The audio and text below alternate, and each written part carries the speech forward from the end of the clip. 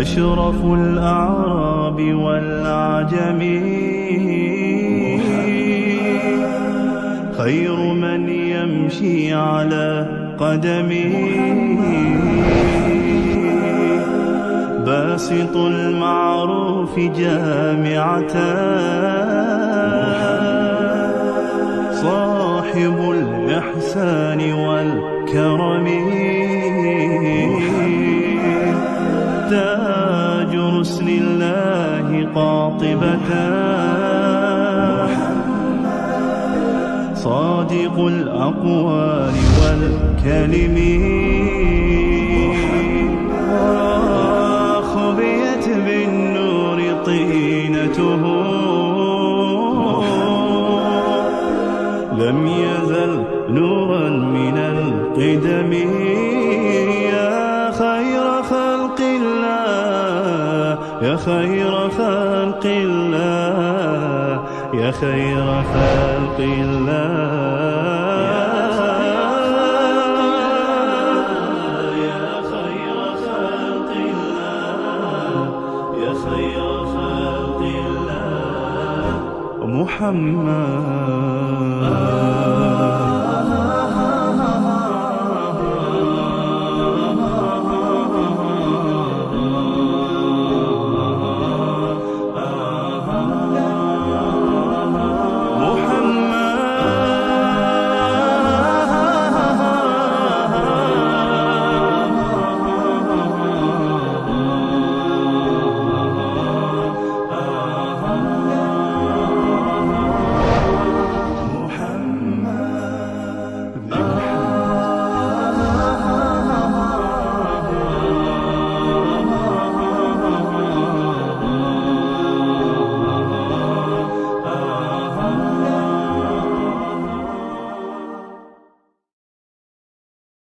قرن ششم میلادی است.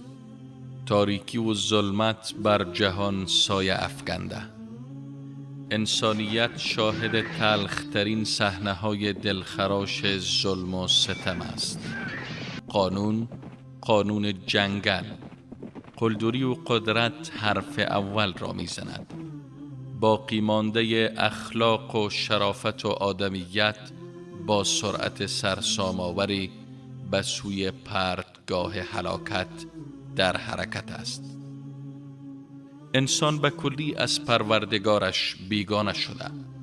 راه و رسم زندگی و خود بودن را تماماً از یاد برده. مبانی اخلاق ویران شده.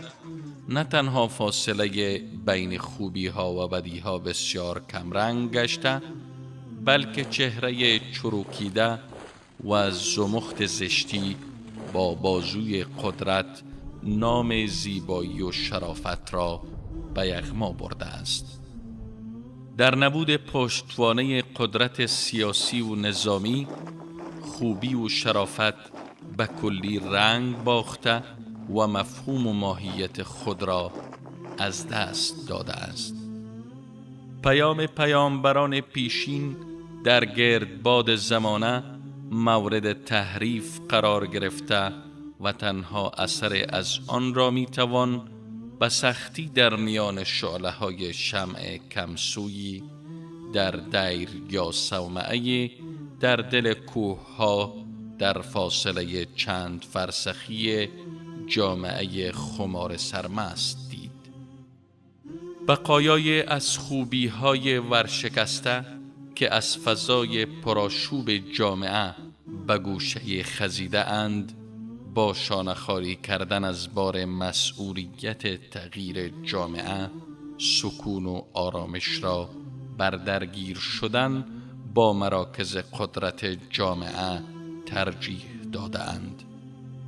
به عبارت دیگر، ناکامی در میدان سیاست، اقتصاد، دین، تغییر و تحولات ساختاری در مسیر جامعه‌ای که سراسیمه به سوی هلاکت در حرکت است، نام زهد و پارسایی به خود گرفته، در کنار لم داده و چون زالو از تو فاله های جامعه ارتزاق می کند.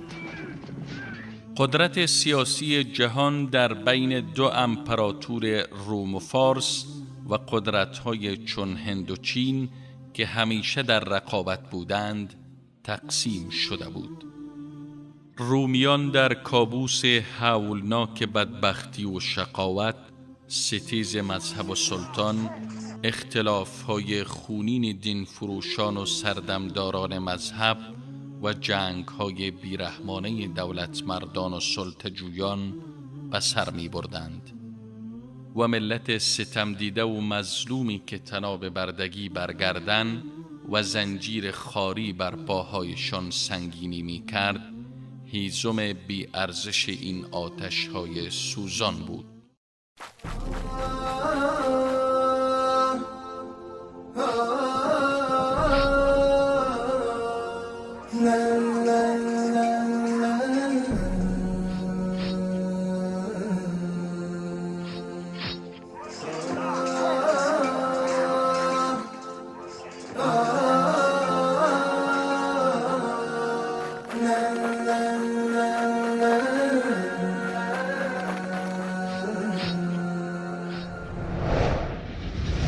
تمام این سرزمین میدان قلمرو رومیان بود. رومیان همه این سرزمین را با نیرو و قدرت و به زور بازو به تسخیر خود درآورده بودند. مناطق فلسطین، شام که عبارت از سوریه، اردن و این مناطق باشد، مصر، اینها همه زیر تسلط و قدرت رومیان قرار داشت. مصریان، سوریه ها و همه مناطق زیر اشغال آنها مثل گاو شیری بودند که رومیان آنها را می دوشیدند و حتی در مقابل آن کمترین علوفه‌ای به آنها نمی دادند. با زور بازو رومیان بر همه جا چیره بودند. دنیای روم را بیبندوباری، از همگسیختگی، فساد و چپاول حکمرانی می کرد. رومیان با دیانت هیچ میانه خوبی نداشتند. حرف اول را در میان رومیان نیرو و قدرت و بازو میزد. انسان فاقد ارزش بود. در تمام این سرزمین استادیوم های بزرگی بودند که در آنها بردگان نیرومند را به جان هم می انداختند و پادشاهان خوشگذران به تماشا می نشستند که چطور بردگان یکدیگر را پاره می کنند، چطور انسان به جان شیر می افتد و چطور این بردگان و این انسانها در زیر دندانهای شیران و ببرها و پلنگها تکه پاره می شدند. تا امروز هم نمادی از این وحشیگری بر رومیان و بر مناطق یونان و بالکان و آسیایی که در زیر تصرف آنها بود هنوز یاد بودهای از آن استادیوم‌های وحشت هنوز هست. این بود شیوه رومیان در زندگیشان.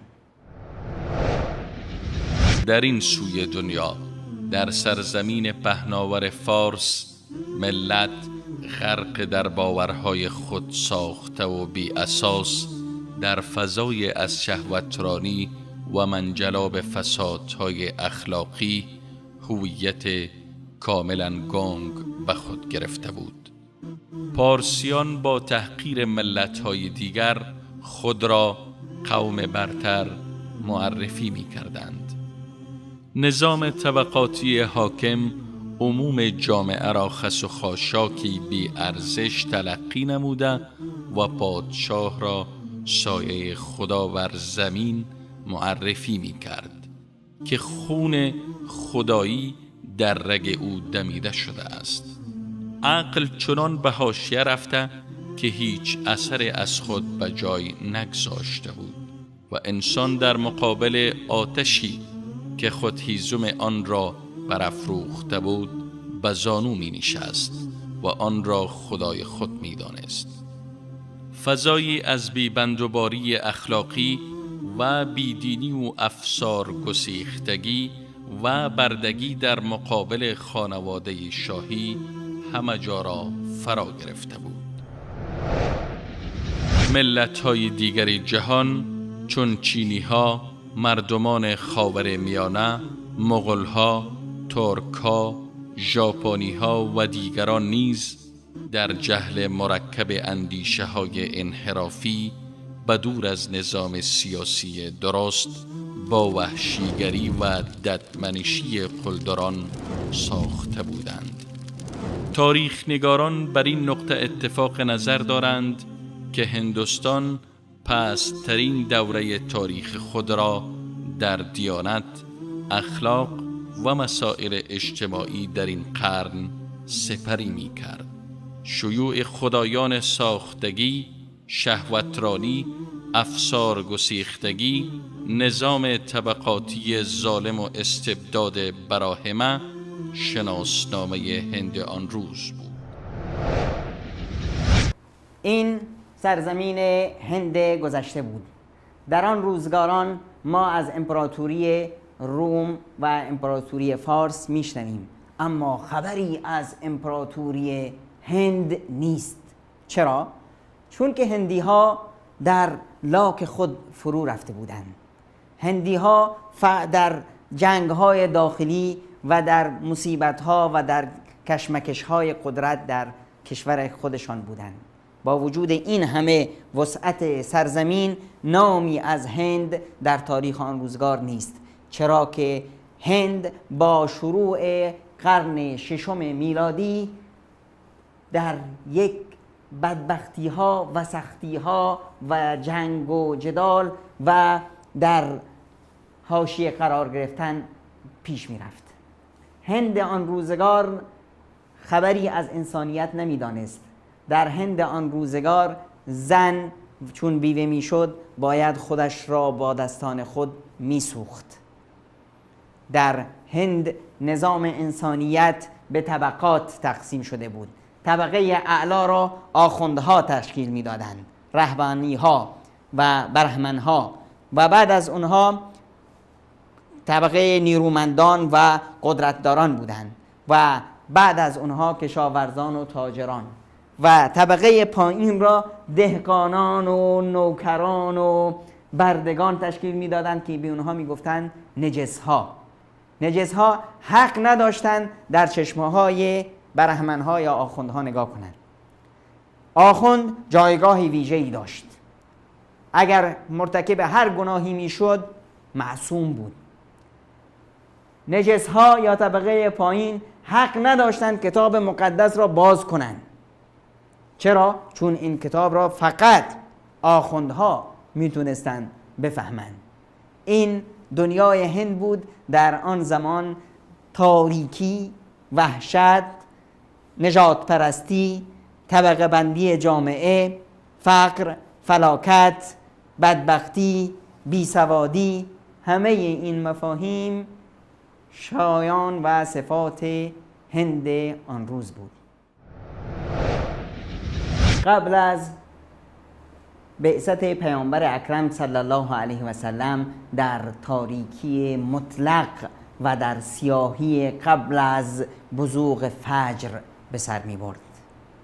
انسانیت بی‌بها بود. کرامت انسانیت معنا نداشت. جهان پر بود از بی‌بندوباری، از همگسیختگی، از جنگ و کید و بدبختی ها.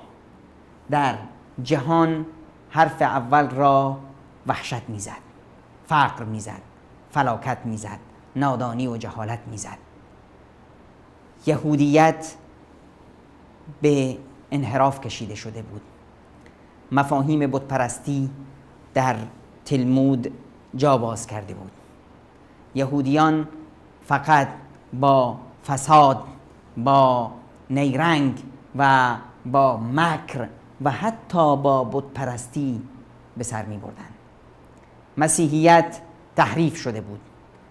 ادیان الهی گذشته چون یهودیت و مسیحیت عبارت شده بودند از برخی مفاهیم و عادات و رسوم پوچ و مندرآوردی و بعضی از مفاهیم شرک‌آلود و این باعث شده بود که جنگ‌های خونینی در بین مذاهب مختلف مسیحیت به راه بیفتد. بدترین جنگ‌های تاریخ بشریت آن جنگ‌هایی است که مسیحیان با همدیگر داشتند، آن جنگ‌هایی است که یهودیان با مسیحیان داشتند. یک بدبختی و فلاکت و این فلاکت نیاز داشت به یک روشنایی. این ظلمت و تاریکی نیاز داشت به یک آفتاب نورانی و آن نبوت مصطفی صلی الله علیه و سلم بود که خداوند آن را به بشریت ارمغان داد. بتپرستی در سرزمین عرب که خداوند آن را محبت وحی خود قرار داد رواج داشت. خدایانی که تیشه بت‌تراشان آنها را به وجود آورده بود تنها راه و وسیله رسیدن عقل‌های خمار انسان‌های غافل به خداوند بزرگ شمرده می‌شد. افرادی جاه طلب و مذهب فروش خانه خدا را به اسارت گرفته توحید ابراهیمی را از آن به دور رانده 360 بت را جایگزین آن کرده بودند. مکه با احتکار ریاست دینی عربها زعامت سیاسی منطقه را از آن خود ساخته بود و با استفاده از موقعیت جغرافیایی خود در مسیر رفت و آمد کاروانها در چرخش محور اقتصاد جهان عرب حرف نخست را میزد. دیانت‌های تحریف شده آسمانی نیز در گوشه و کنار جهان عرب به صورتی بسیار کمرنگ نمایان بود. درست همان انحرافات سرزمین رومیان و شام را نسخه برداری کرده بود. غیر از تعداد اندکی از عرب‌ها که در مرزهای ایران و رومیان قرار داشتند یا عرب‌هایی که در یمن بودند، بیشتر عرب‌ها بت پرست بودند و یک حالت ارتجاعی و تعصب بسیار شدید داشتند واسه سنگ‌هایی که اونها را به طریقه خاصی می‌تراشیدند و واسه خودشون بت درست می‌کردند. هر قبیله گنده‌ای واسه خودش، هر قبیله بزرگی واسه خودش بت‌های مخصوصی داشت. مثلا حذیلیا سوا رو پرستش می‌کردند، کلبیا یک بتی داشتن به نام ود و مزهج یک بتی داشتن به نام یغوس و خیوانی ها بتی داشتن به نام یعوق و حمیری ها بتی داشتن به نام نصر که این بت ها رو اسمشون اومده در سوره نوح آیه 23 سوره نوح و قالوا لا تذرن آلهتكم ولا تذرن ودا ولا سواعا ولا یغوث و یعوق و نصرا. خداوند متعال از زبان اونا بازگو میکنه برای ما که میگفتن که این بتاتون رو از دست ندید، این بتها که اسمشون ذکر شد اینها رو خوب بهشون بچسبید. قریش و خزاعه که در مکه بودن اونها بتایی داشتن به نام بت کله گندهشون و بت بزرگشون اسمش بود عزا. بتایی دیگه دو تا بت دیگه داشتن به نام اساف و نایله. اصلا زیباست که قصه اساف و نایله از کجا اومد. قصه اساف و نایله هم این بود که اینا دو تا جوون بودند، یه دختر و یه پسر یمنی که عاشق همدیگه شده بودند و به همدیگه نرسیدند. آخرش تصمیم گرفتند بیان کعبه به همدیگه برسند. اومدن کعبه به نام عبادت و در داخل حرم کعبه مرتکب فاحشه شدند. خداوند هم اینها رو در جا خشک کرد و اینا شدن دو تا سنگ. قریشیان که شاهد این ماجرا بودند خب تقدس کعبه و مکانت کعبه رو همه اطلاع داشتن. این شد که یکی رو گرفتن گذاشتن روی مروه، دیگری رو گذاشتن روی صفا و همینجور که میرفتن هر کی می اومد برای عبادت یه توفی روی این مینداخت یه توفی روی اون. بعد نسل بعدی اومدن گفتن که پدرای ما روی اینا توف میندازن، اینا رو تمیز میکردن و شروع کردن گفتن که اینا حتما هم خدایانند و بعد از مدتی اینا شدن چی؟ خدا. اومدن مردم بهشون عبادتشون میکردن و ازشون تبرک میجستن، می اومدن جایشون قربونی میکردن، نذر و خیرات میکردن و از این به اصطلاح خزعبلاتی که درشون بود. و البته یه چیزی باید بدونیم و اینو قرآن هم واسه ما نقل کرده که عرب بت پرستش میکردن درست، اما ایمان داشتن به خدای بزرگ و میگفتن این بت‌ها راه رسیدن ما به خدای بزرگه و میگفتن که و ما نعبدهم الا لیقربونا الی الله زلفا، و ما اینا رو عبادت نمی کنیم مگر اینکه ما رو برسونن به خدای بزرگ. خب اما همین عبادت و تعظیم و احترام و رسیدن به بت‌ها باعث شده بود که عظمت و مکانت خداوند متعال در چشمشون کمرنگ تر بشه. همونطوری که ما در جامعه خودمون در بسیاری از جاها داریم افرادی که میرن پیش قبرها و امامزاده ها و ولی ها و نمیدونم اینجور حرفا، میرن و میگن که ما اینا رو عبادت نمی کنیم اما اینا راه رسیدن ما به خدامونن. درست همون شرکی که عرب قدیم مرتکب اون میشد. عرب ها وقتی می اومدن یه سنگ خوشگلی پیدا میکردن، البته بتای خانوادگی هم بود، هر خانواده می اومد کعبه مکه از کوههای اطراف مکه یه سنگ خوشگلی با خودش پیدا میکرد و اینو میگفت خدامه میبرد. البته این هم شرطشون بود که هر سنگی رو در هر جای عربستان یا هر جایی که زندگی میکردن میخواستن خدا قرار بدن باید اون سنگو از مکه بیاوردن، باید یه سنگ اختیار میکردن از مکه با خودشون میآوردن، این میشد خداشون. تو راه هم می اومدن یه جای یه سنگ خوشگلتری هم پیدا میکردن، اون سنگ قدیمی رو مینداختن، این سنگ جدیده رو خدا میکردن. نو که اومد به بازار کهنه شود دل آزار. بتای سفری هم بود، تو راه که میرفتن مسافرت یه سنگایی مثل این میگرفتن جلوی خودشون رو هم دیگه میکردن و می اومدن عبادتشون میکردن. و البته اگه جایی سنگی پیدا نمی‌کردن می اومدن یکم خاک جمع می‌کردن، این گوسفندی می‌آوردن، هی گوسفنده رو می‌دوشیدن رو همین خاکا و این میشد خداشون، اون هم دورش طواف می‌کردند و عبادت می‌کردن. این وضع عمومی ارتجاع دینی یا فهم و درکشون از اون دیانت بود که واسه خودشون ساخته بودن. البته در بین عرب‌ها کسایی هم بودن که ادعا می‌کردند که اونا بر دین حضرت ابراهیم هستن که بهشون میگفتن حنیفیه. حنیفیه اونایی بودن که دیگه بعضی از کارهای زشت نمیکردن. البته اون دین ابراهیم هم نمونده بود، اینا یک مقداری به اخلاقیات یا به توحید و این چیزا میرسیدن و ادعای اتباع حضرت ابراهیم علیه السلام رو میکردن. از جمله اونها شخصیتی بود در مکه به نام قیس ابن ساعده ایادی که در بازار اوکاز در بعضی از روایت ها اومده که پیامبر اکرم صلی الله علیه وسلم ایشونو دیدن، وقتی که پیامبر دوران کودکیشون رو سپری میکردن ایشونو دیدن و ایشون یه خطبه‌ای به اصطلاح در اونجا خوندن برای مردم که من آشمات و من ماتفات و کل ما هو آتن آت و این حرفا که هر که زندگی کرد نهایتش میمیره و همه چیز به هر حال نهایتی داره و این کوها و این آسمون و این زمین همه دلالت میکنند که یه خدای یگانه‌ای هست، یه خدای آفریدگاری هست و مردم رو به این صورت تشویق میکرد به رسیدن به خدای یکتا و میگفت از این ور از این پشت این کوها، یعنی به طرف مکه اشاره میکرد که از اونجا حق میاد. گفتن که حق چیه؟ گفتن که پسری است از فرزندان اسماعیل میاد اینجا و اون فرستاده خداست، اگر من زنده باشم ازش اتباع و پیروی میکنم، هر کسی هم اون رو درک کرد و اون رسید حتما از اون پیروی کنه. که البته خود قیس قبل از نبوت پیامبر اکرم صلی الله علیه و سلم چشم از جهان برگشودند و وفات کردند. زندگی در بین کوهها و در بین بیابانهای خشک و در بین صحراها عرب رو یک قومی بسیار ستیزجو و جنگجو و یورشگر و کینه‌توز بار آورده بود.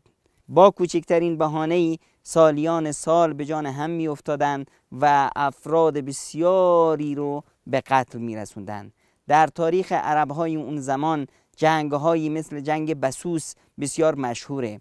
جنگ بسوس بهانه چی بود؟ یک شتری از قبیله‌ای رفته بود تو چراگاه قبیله دیگه، این باعث شد که قبیله بکر و تغلب حدود 40 سال با هم بجنگن و هزاران هزار نفر از فرزندانشون رو طعمه این جنگ کنن.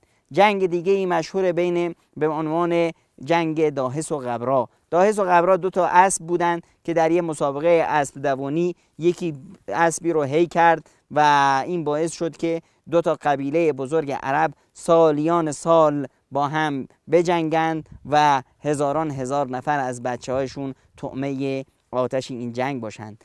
اوس و خزرج و جنگ‌های 70 ساله اونا هم در تاریخ عرب مشهوره. درسته که یهودی که در اونجا بودند هیزم میریختند و بنزین میریختند رو آتش این فتنه و باعث میشدند که این جنگ هر روز شعله ورتر و شعله ورتر باشه، اما خب اینا دو قبیله بودند که در یک منطقه زندگی میکردند و بیش از 70 سال جنگ‌هاشون ادامه داشت. بیشتر عرب‌های اون زمان باده‌نشین و کوچ‌نشین بودند. شترهاشون رو میگرفتند، گوسفنداشون رو میگرفتند، میرفتند تو جایی که چراگاه‌های بهتری پیدا کنند و تا وقتی که سبزیجاتی اونجا پیدا میشد اونجا بودند و بعدش که سرما می اومد، فصل خشکسالی می اومد، میرفتن به منطقه دیگه. بعضی از عرب‌های دیگه که شهرنشین بودن اونا هم حسب موقعیت شهریشون، اونایی که مثلا در طائف بودند یا در یثرب بودند و آب هوای منطقه بهتر بود به کشاورزی مشغول بودند. اونایی که شهرشون در مسیر ترانزیت کاروان‌ها قرار می‌گرفت مثل مکه، اونا بیشتر به بازرگانی مشغول بودند. بعضی از عرب‌ها شهرهاشون نزدیک مرزهای فارس و مرزهای رومیان بود، اونا از نظر فرهنگی تا حدودی متأثر شده بودند به امپراتوری‌های اون زمان. در مجموع چه اونهایی که کنار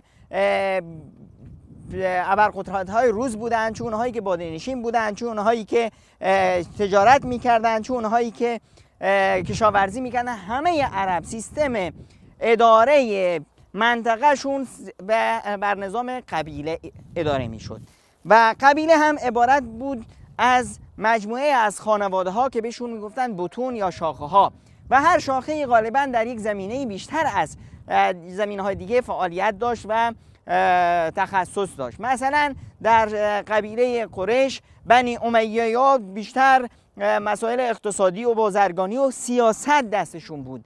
بنی مخزومی ها و خانواده ولید و ابو جهل و اینا بیشتر مسائل نظامی رو اداره می‌کردن. بنی هاشم هم قضایای دیانت و مکه و رسیدن به حاجی ها و اینا. خانواده مثل خانواده خطاب و عمر و اینا مسائل روابط خارجی رو بیشتر مد نظر داشتن. هر قبیله هم به واسه خودشون اون شخصیتی که از جایگاه اجتماعی بهتری برخوردار باشه، که از بزرگسالا و سالمندانی که عمری ازش گذشته از احترام خوبی برخورداره، از در سخاوت و جوانمردی و اینها شاخص است، اون رو به عنوان رئیس قبیله انتخاب می‌کردن. رئیس قبیله هم خیلی قابل احترام مردم بود، همه براش احترام قائل بودند. اگر در زمینه قضاوتی میکرد، اگر در یه جدالی رأی میگفت، چیزی میگفت، حکم اون برای همه قابل اجرا بود. درسته هر قبیله اصلا نظام قبیله یک نوع نظام آزادی رو برای افرادش تأمین کرده بود. افراد در سایه قبیله احساس به آرامش میکردند، احساس به آزادی میکردند، اما آزادی قبیله در نظام شورای قبیله محو میشد. اگر قبیله یک تصمیمی میگرفت، رئیس قبیله حرفی میزد، دیگه آزادی فردی اونجا ضایع میشد در آزادی عمومی. این رئیس قبیله غیر از این حقوق ادبی که داشت، حقوق مادی هم براش تعیین کرده بودند. اگر جایی جنگی میشد، قبل از جنگ هرچه گیر می اومد این میشد مال رئیس قبیله. بعد از اینکه غنایم هم میگرفتند، اگر رئیس قبیله چیزی رو خوشش می اومد ور می داشت قبل از اینکه تقسیم بشه. در بین غنایم اگر چیزایی بود که قابل تقسیم نبود، این هم میشد مال رئیس قبیله. بعد از اون غنیمت رو وقتی تقسیم می‌کردن، 1/4 غنیمت هم بود مال رئیس قبیله و در مقابل این رئیس قبیله مسئولیت‌هایی هم داشت که در خونش بروی همه باز بود و در سخاوت و جوانمردی باید شاخصه میشد و همچنین در جنگ، در روزهای جنگ و نبرد در صف اول باید قرار می‌گرفت. این بود شاخصه نظام قبیله‌ای. اما در مجموع هیچ یک قبیله در هر منطقه قرار داشت هرگز از این که از سوی قبیله های دیگه مورد هجوم قرار بگیره و بیاند و چارپایش رو چپاول کنن، مال و ثروتش رو ببرن، حتی اگر زن و فرزنداشون رو به کنیزی و به بردگی ببرن، در امان نبود. جایگاه اجتماعی فرد در فضای قدرت و توان نظامی قبیله و عشیره مشخص می شد. قبیله های کوچک یا با پرداخت باج‌های سنگین در زیر حمایت قبیله های بزرگ در می آمدند و یا مورد تاخت و تاز و غارت چپاولگران قرار می گرفتند و افراد آن در بازار پر رونق برده فروشی چون کالا داد و ستد می شدند. در جامعه عرب قبل از اسلام در این سرزمین، قبل از بعثت رسول الله صلی الله علیه و سلم، زن هیچ جایگاه و منزلتی نداشت. زن در جامعه عرب یک کالای بی ارزش بود. از همون ابتدا که به دنیا می آمد، از ترس این که شاید روزی اسیر بشه و به دست دشمن بیافته و بین انتخاب یکی از افراد دشمن، یک مردی از طرف دشمن و خانواده اولیه خودش دشمن رو انتخاب بکنه، چون این اتفاق قبلا در عرب افتاده بود و دختری که اسیر شده بود به دست یکی از دشمنان، در سر دوراهی انتخاب بین یکی از افراد لشکر دشمن و خانواده خودش اون فرد دشمن رو انتخاب کرد. از ترس اینکه این قضیه دوباره تکرار بشه، دختران خودشون رو زنده به گور می‌کردن. دختر خودشون رو، پاره تن خودشون رو، کسی رو که خودشون سبب به وجود آمدن اون بودن، اون رو می آمدن و در خاک زنده دفن می‌کردن. همون موردی که الله تعالی در آیات سوره مبارکه نحل 58 و 59 بهش اشاره فرمود: و اذا بشر احدهم بالانثى ظل وجهه مسودا وهو كظيم. وقتی که به یکی از اونها بشارت داده میشد که تو الله تعالی دختری بهت داده، صورتش از خشم سیاه میشد، عصبانی میشد، ناراحت میشد، اندوهگین میشد. یتوارا من القوم من سوء ما بشر به. از قوم فراری میشد، پنهان میکرد خودش را از دست قوم به خاطر بدی خبری که بهش رسیده، به خاطر اون شومی خبری که به اون دادن. ایمسکه علی هون ام یدسه فی التراب. با حقارت و ننگ و آر اون رو نگه داره پیش خودش، زنده نگه داره، یا اینکه اون رو در زیر خاک لگدکوب کنه با پاهای خودش و زنده دفن میکنه. این وضعیت دختری بود که در جامعه عرب به وجود می اومد. در جامعه عرب پای به حیات میگذاشت. غالبا این گونه بود که اکثرا دختران خودشون رو زنده به گور میکردن. بعضی ها به خاطر این که شاید در جنگی اسیر بشه و انتخاب دیگری داشته باشه، و بعضی ها به خاطر ترس از فقر این کار رو میکردن، به خاطر این که میترسیدن شاید ما نتونیم خرج این رو در آینده در بیاریم و می اومدن و اون رو زنده دفن میکردن. که الله متعال در دین مبارک اسلام باز هم از این عمل من نمود اونها رو و فرمود: ولا تقتلوا اولادکم من املاق نحن نرزقکم و ایاهم. شما فرزندان خودتون رو به خاطر ترس از فقر، به خاطر اینکه شاید روزی نتونید خرج اونها رو بدید، نکشید. الله تعالی است که شما رو خرج میده و اینها رو هم خرج میده. وقتی که این زن، این دختر بزرگ میشد، بازم وضعیتش بهتر از این نبود. در ازدواج علاوه بر این که از خودش اختیاری نداشت، اگر در این ازدواج شوهرش از دنیا میرفت و یا کشته میشد، مانند یک مالی از ترکه به ارث میرسید. زن در جامعه عرب اون روز نه تنها ارث نمیبرد، بلکه خود از اموالی بود که به ارث میرفت. چون عرب ها فقط کسی رو در ارث شریک میکردن که توانایی سوار بر اسب شدن و جنگیدن رو داشته باشه. از این رو دختران، فرزندان و زنها رو از ارث محروم میکردن. بسیاری در جامعه عرب بعد از وفات پدر با زن پدر خودشون یا به تعبیر دیگری با مادر ناتنی خودشون ازدواج میکردن.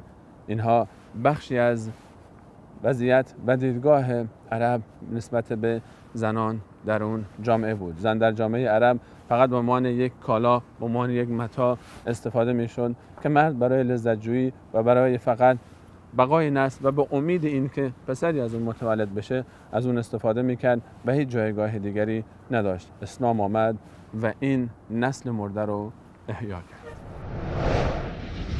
زن در عرب قبل از اسلام جایگاه و اهمیت و بهای خاصی نداشت. خیلی کم بودند از خانواده هایی که به اصطلاح به شیوه امروزی دختراشون رو به عقد و ازدواج همدیگه در می آوردن. خانواده های اشرافی، خانواده های با حسب و نسب، تنها اونا بودند که این ازدواج امروزی در بین اونا جاری بود که مثلا کسی میرفت به خواستگاری دختر یا خواهر کسی، افرادی از این خانواده با افرادی از اون خانواده با هم نشستند و یک خواستگاری و یک ازدواج صورت می گرفت. این نوع خواستگاری و این نوع ازدواج فقط در بین خانواده های با حسب و نسب و محترم صورت می گرفت. اما بقیه مردم شیوه های ازدواج عجیب غریب داشتند. زن در پیش اونا بیش از یک آلت شهوتی برای مرد یا یک ماشین جوجه کشی یا یک دستشویی عمومی بیشتر ارزش نداشت. بعضیا چیکار میکردن؟ بعضیا که خیلی خیلی فاحشه و نمیدونم از این کارا داشتن، اونا می اومدن یک پرچمی روی خونهشون نصب میکردن، یک تابلوی بزرگی که همه میدونستن که این فاحشه خونه است. هر کسی می اومد 10 تا 5 تا مردم می اومدن اینجا و قضای حاجت میکردن. اگر هم خانم باردار میشد میفرستاد پیش این چند نفری که اومدند و هر کی سو دلش میخواست میگفت این بچه تو فلانی و اونم مجبور بود اون بچه رو بگیره. بعضیای دیگه نه، بعضیای دیگه میرفتن مثل همین چیزی که امروز بهش میگن صیغه و در بعضی از جوامع جاهلی ما هم هست که میرفتن به اصطلاح با یک زنی اتفاق میکرد برای چند روزی یا چند ساعتی در مقابل مبلغ معینی، یعنی ناموس یک زن برای خرید و فروش بود.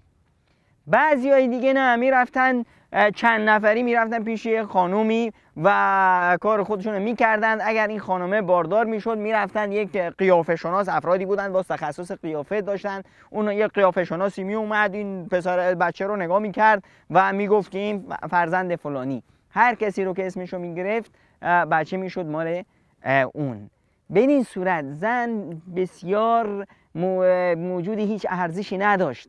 بعضی از افراد می اومدن تو بازار یک طرف یه آدم چارشانه و کله گنده رو می دیدن و بعد برمیگشت به خانمش میگفت که خانم من یه آدم خیلی خوشگل و خوشتیپ و نمیدونم قوی و فلانی رو دیدم، من میخوام که بری پیش اون و واسه من یه بچه‌ای به شکل و شمایل اون واسه من بیاری.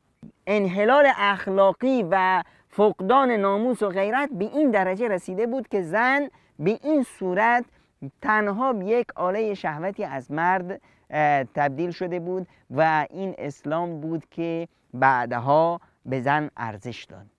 زن شد مادری که بهشت زیر پاشه.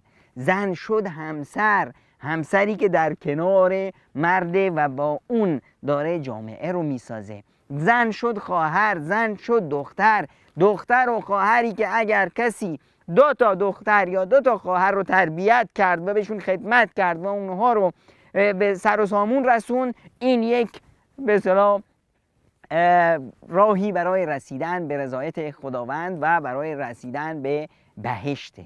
زن در سایه اسلام بها گرفت، ارزش گرفت و جایگاه انسانی خودش رو به دست آورد.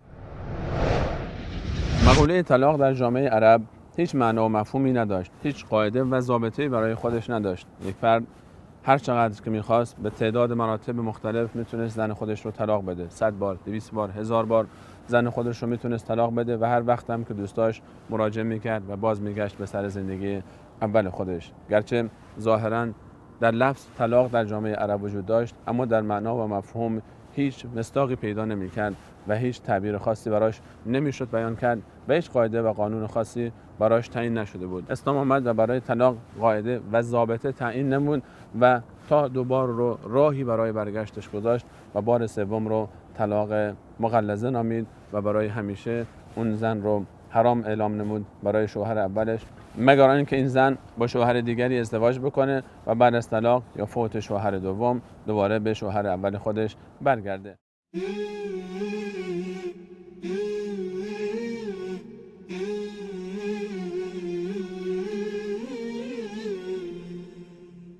محمد أشرف الأعراب والأعجم خير من يمشي على قدمه باسط المعروف جامعة صاحب الإحسان والكرم تاج رسل الله قاطبة صادق الأقوال والكلم خبيت بالنور طينته لم يزل نورا من القدم يا خير خلق الله يا خير خلق الله يا خير خلق الله